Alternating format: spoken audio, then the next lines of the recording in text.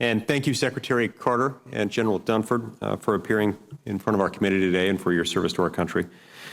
The White House has been sending mixed and at times contradictory messages about what our interests are and what threats to our security exist in the Middle East.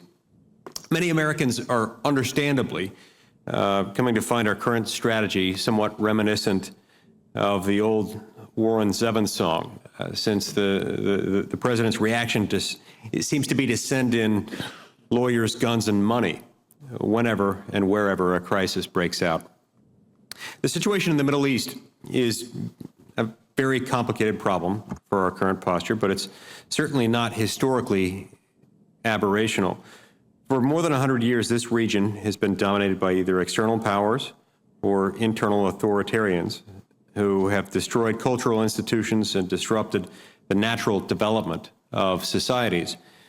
The decentralization of power in these states, compounded by radical Islamism and ancient sectarian grievances, amounts to a time-tested recipe for the kind of conflict and instability that we're seeing today and that tends to threaten our security. We continue to receive mixed, contradictory reports about the effectiveness of ongoing efforts to retain, train, and equip the Iraqi security forces. When I ask why we believe it will work this time around, I'm usually told by defense officials something like the following, something like, well, we have a better political partner in Baghdad now than we did before, and we have a partner who will not repeat the mistakes of his predecessor. Now, this is not encouraging, as we know how quickly political institutions, political situations and calculations can change in the Middle East, particularly right now. So, General Dunford, I'm more concerned by what your predecessor, General Dempsey, described as the will to fight factor among the ISF. And I believe that extends beyond simply having a better leader in Baghdad. Do you believe the kind of united Iraq that we've seen for the past century, that is with borders drawn by the British and French and held together either by a Western-backed monarchy or a Ba'athist dictator, is something for which the people of Iraq have the genuine will to fight, especially when they don't have emergency assistance from a coalition like they have right now? Senator, I think for most people in Iraq, it's a lot more local than it is national. And I do think that if a central government, for example, would outreach to the Sunni and the Anbar province and provide basic services, that we would get Sunni fighters that would fight on behalf of the government. We've seen that in the past. So I'd like to expand the question a little bit more broadly to places like Syria or Yemen. Do people of those countries have the will to fight for united governments in places where current territorial lines may have been imposed by a foreign force? There's no evidence that I would know of that would indicate that they would.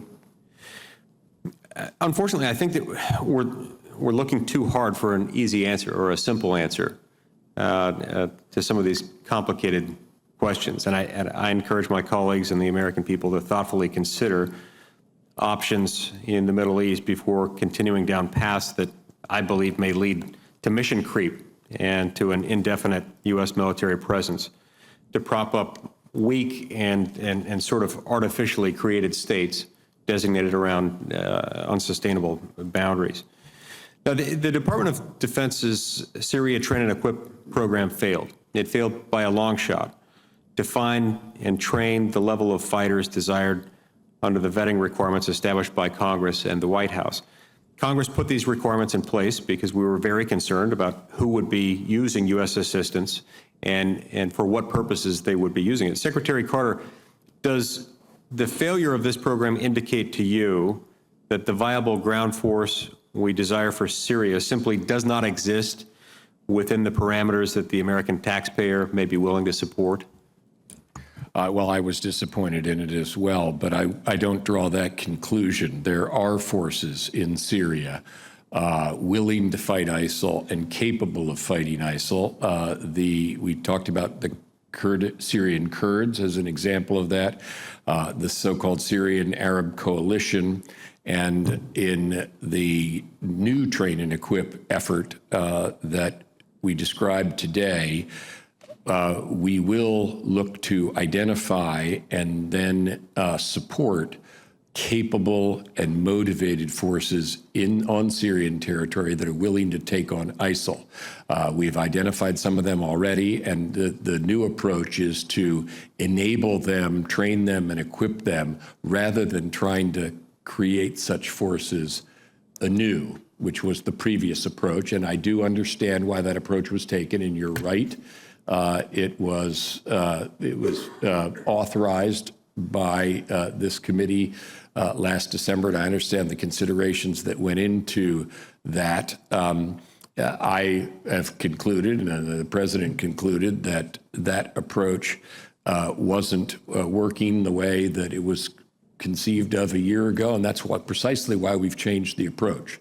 So we have a different approach that we think will allow us to gain more momentum, and in particular to allow us to put pressure on the city of Raqqa, which is the self-declared capital of the caliphate. So on the Syrian side of the counter-ISIL fight, that is our intent, and we're trying to gather momentum in that and several other ways that we detailed.